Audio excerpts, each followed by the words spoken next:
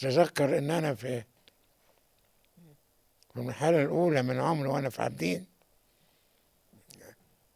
كان بيمشي قدامنا وأنا صغير يعني اه.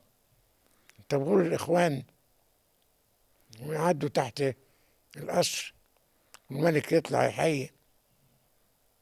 فأنا كنت بشوف المنظر ده، كنت معجب بحكاية إن أنا أمشي مم. كده. ف... نظام كده وشكل. فوالدي قال لي، بقول لوالدي أنا عايز أخش الإخوان. وكانوا مكانهم في البيت اللي بعد اللي بيتنا، كان بيت كده كبير، اه. كان ليهم شعبة مقر. مقر. قال لي أنت حر. مم. رحت انضميت للإخوان أياميها. وبعدين فوجئت إنهم وأنا في الشعبة دي بيقولوا لي عاملين بقى تحت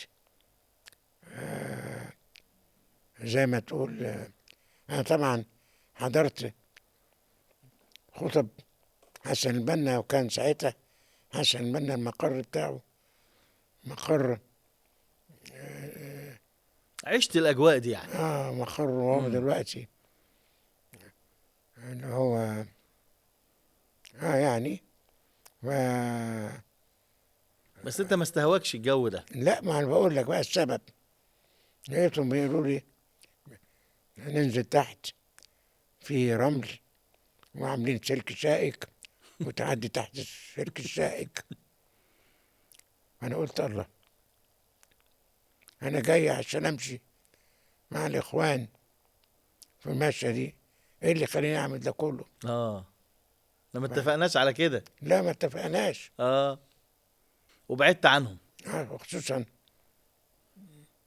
حسن بنا كان في الدرب الأحمر دلوقتي مكانه. مم. الدرب الأحمر دلوقتي كان مكانه هناك، وكان بيخطب وكان صوته جهوري وكان طويل القامة. مم. فأنا اعترضت على حكاية إن أنا أسحب في الرمل مم. وأمسك في إيدي عصاية وسلك شائك.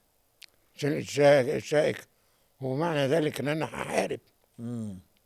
اعترضت على الحكاية دي ورحت قلت لوالدي. قال لي أنت اللي طلبت. مم. قلت له يعني أعمل إيه؟ قال لي أنت شوف.